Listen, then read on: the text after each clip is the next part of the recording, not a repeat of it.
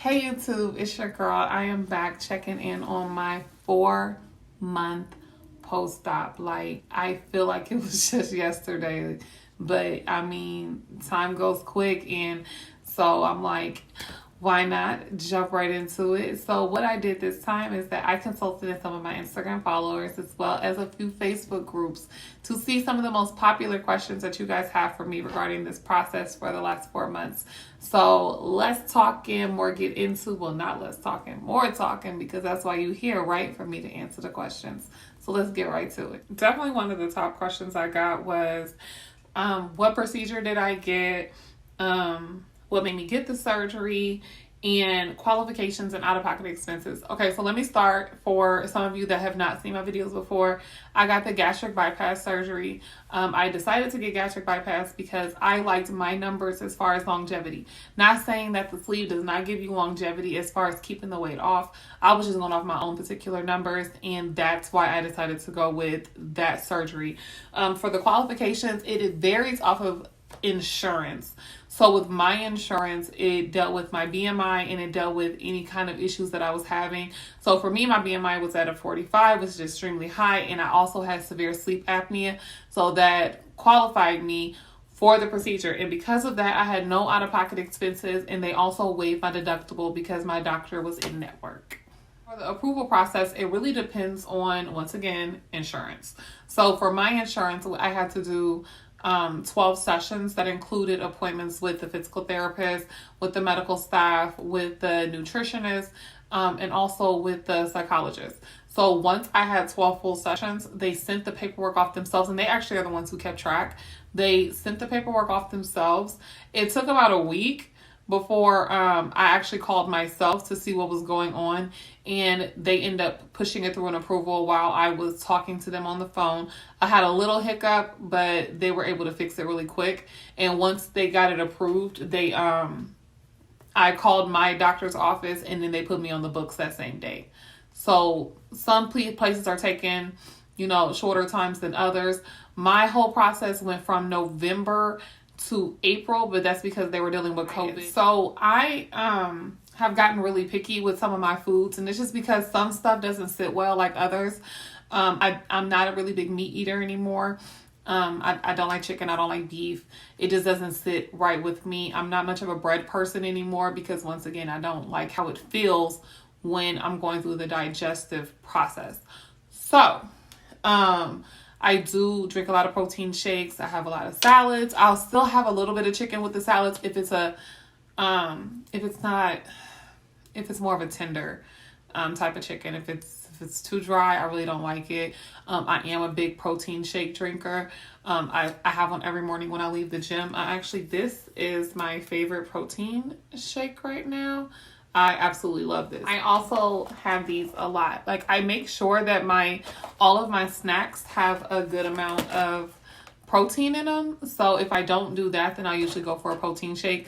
But I'm usually my diet is more how I'm feeling in that moment. Like, I definitely don't plan all my meals out. It's how I feel that day. And if you've had the surgery before, then you understand that some days are just different than others. Some days you feel super hungry. Some days you don't really have much of an appetite. So you just have to plan it, based off of that. So if I'm not that hungry that day, then I'm going to make sure that I push my protein, because I never want to slack on my protein. So my protein and my liquids I'll always stay on top of. I still do have my Crystal Light with my waters. This is my favorite one. It tastes really, really good. And, I wing it, but I still make sure that I'm eating healthy majority of the time. Hair loss. Okay, so most of the time my hair's in braids. I mean, let's just be real. I did take the front out not too long ago because I had got my front redid. Because I'm constantly in the gym, so I don't wear my natural hair out that much. When I took my front out, I did not experience any hair loss, like, at all. Like, normal shedding, but nothing too crazy. Granted, I have a lot of hair.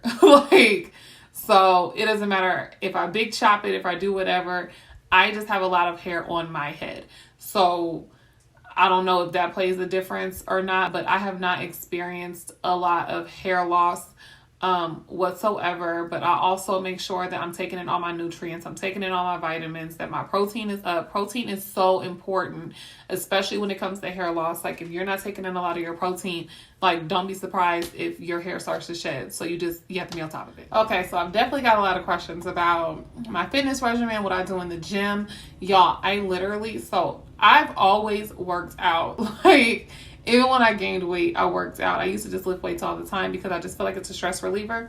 So right now I work out 5 days a week, sometimes 6, but I try to give myself a break. I don't want to overdo it. I don't want to overstress my body.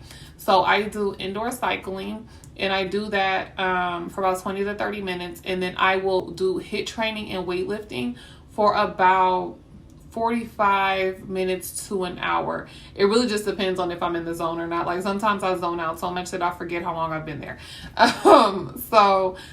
take a lot of videos, of fitness videos from Instagram, and I apply it to the gym. I try to do different things, but I definitely rotate between full body weights, arms and legs. I will actually leave in the comments the Instagram page that I get majority of my workouts from. Like this chick is so amazing. Her name's Mecca. She's a younger girl, but like her gym life is about that life. So I'll make sure to leave it in the comments. Okay, this is like the biggest question that I've received, and it is about saggy skin. How do you avoid it? Do I have it? Okay, so to answer your question, I have very minimal saggy skin, and I want you guys to know that has more to do with genetics, with your muscle mass when you first start off with the program, like things of that nature. So like my arms, like this is my arms right now, like that's what I have, like that's it. It's really not anything at all. Like I've really built a lot of muscle, but once again, as I've stated, I do work out a lot. Now my lower stomach, I've had 3 C-sections, so I do have a little FOOP right there, but I'm not too concerned about that because that has gone down dramatically. So I don't really stress that. My legs, I just really have to tone, not any drooping around my knees or my inner thighs or anything. It's just a lot of toning I have to do. So one thing I will say though, when it comes to saggy skin, is it also depends on how quick you lose. And I kept carbs in my diet. Not saying that they were, unhealthy carbs or anything like that. Like I definitely focused more on the healthier side of them, but I did keep them in my diet because I didn't want to lose super, super quick. Like granted, I mean, it's the surgery, you're going to lose faster regardless, but I didn't lose so quick that my body didn't have time to catch up. So as soon as I was able to lift weights, I started lifting weights, and I did focus a lot on my arms. I also did a whole lot of arm training during my whole process of the weight loss program so that I could prepare for that, because I just didn't want to deal with any saggy skin on my arms. So I was trying to beat the system, and seemed to work, as I'm not dealing with that problem right now. Do I plan on getting plastic surgery? No. I've contemplated it back and forth. I mean, the only area that I would ever even consider that I would actually need, like I said before, would be my lower stomach. However, I'm going to insert a picture so that you can see my stomach at what it was before versus what it is now. Like, yeah. So when I tell you it's blessed, I am blessed. I am blessed with my results. I am appreciative of from how I started to where I am now, to a point where if I don't have surgery, it's just not that big of a deal to me. Like I don't expect to be perfect. I don't expect to be an Instagram model or anything like that. Like I'm happy with how I am and, where I've gotten so far. So it's just not that deep to me. The only issue that I have right now is that, because I've had so many C-sections, that my C-section scar, it does hurt some. It's very tender. And it's probably because I've had so much weight sitting on it for so long. That would be the only reason why I would do something about my lower stomach. And I'm still waiting until I'm at least a year out to see if it gets better. Because it may get better. Like I'm nowhere near done. Like I said, I'm only 4 months out. So for right now, not a chance. Where did I first notice, or when did I first notice the snatch happening? Like, okay, so the first thing that went is my face. I said that before, I think in a previous video. Face is the first thing that left. From that, my waist started to go. A lot of my top, portion of my body. I've always been more bottom heavy than top, so I was not surprised. But definitely face and waist, they went. But I mean, when it comes to nutrition and you eating better and you putting the right things in your body, your stomach should definitely be one of the first things to go, especially if your visceral fat's not that high. My visceral fat sat at a 13 and they wanted me to get to at least a 10. So I wasn't too far off already from where my physical therapist wanted me to be.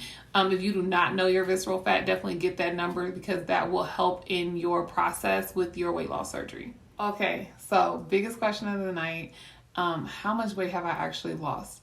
So I am going to give you guys all the details. So my highest weight, so the picture that you saw earlier, the before picture, I sat at 289. It's the highest weight I've ever been my entire life, and I kind of stayed in that range up until last year. So when I started the program in November, I was able to get down to 274, and I maintained that up until the time of my pre-op diet, which is a 2-week liquid diet that you have to do to shrink your liver so that it's not in the way during surgery.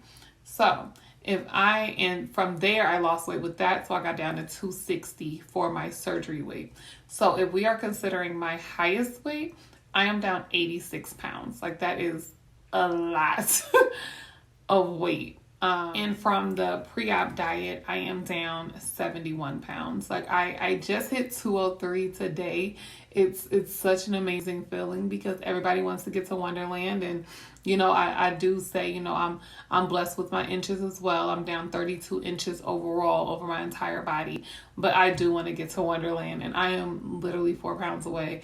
So, yes, so that is my numbers for you tonight. If there was anything I missed, any additional questions you have, please hit me up, put them in the comment box, and I will respond with the best answer possible that I can give you. And then please do not forget to hit subscribe, hit that like button, and just, go ahead and interact with your girl. Let me know what you think, and I will be back with my, I don't know. Some people want me to post some workouts, so I may give you that, but we shall see. Bye.